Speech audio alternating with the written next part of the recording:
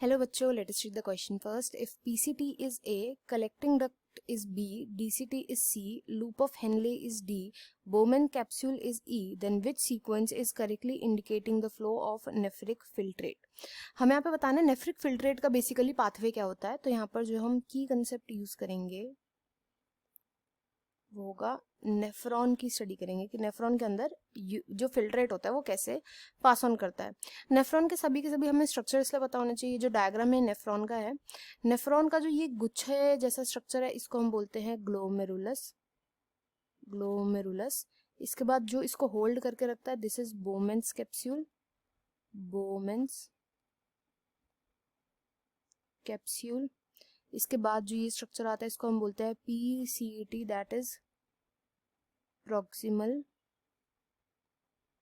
convoluted tubule. proximal convoluted tubule. इसके बाद ये जो हेयरपिन जैसा स्ट्रक्चर आता है इसको हम बोलते हैं हेनलेज लूप. हेनलेज लूप या फिर लूप ऑफ हेनले भी इसको बोला जा सकता है. Henle's loop. नेक्स्ट आता है जो ये वाला रीजन होता है, ये इस रीजन को हम बोलते हैं DCT, that is distal convoluted tubule. And then उसके बाद आता है ये जो डंडे जैसा स्ट्रक्चर है, ये है कलेक्टिंग डक्ट.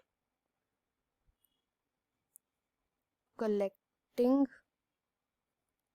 डक्ट. तो अब यहाँ पे हम फिल्ट्रेट देखते हैं. देखो फिल्ट्रेट कैसे पास ऑन होता है. सबसे पहले फिल्ट्रेट आता है यहाँ ग्लोमेरुलस में. ग्लोमेरुलस से जाएगा बोमेन्स कैप्सूल. बोमेन्स कैप्सूल से जाएगा PCT. PCT से पास होके जाता है हेनलेज लूप से होकर के. देन ये जाएगा DCT एंड DCT से फाइनली कलेक्टिंग डक्ट में. तो ये फिल्ट्रेट का जो है पाथवे होता है. तो इसी पाथवे को हमें डिपिक्ट करना है यहाँ पर जो हमें ऑप्शन दिए गए. तो सबसे पहले कहा जाएगा Bowman's capsule, that is E आएगा सबसे पहले. देन E के बाद आएगा यहाँ पर PCT, दैट इज A होगा.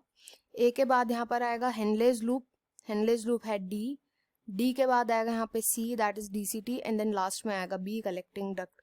तो ये जो सीक्वेंस है हमें दिखाई दे रहा है ऑप्शन B में एंड यही राइट आंसर होगा. तो I hope you understood well. Best of luck and thank you.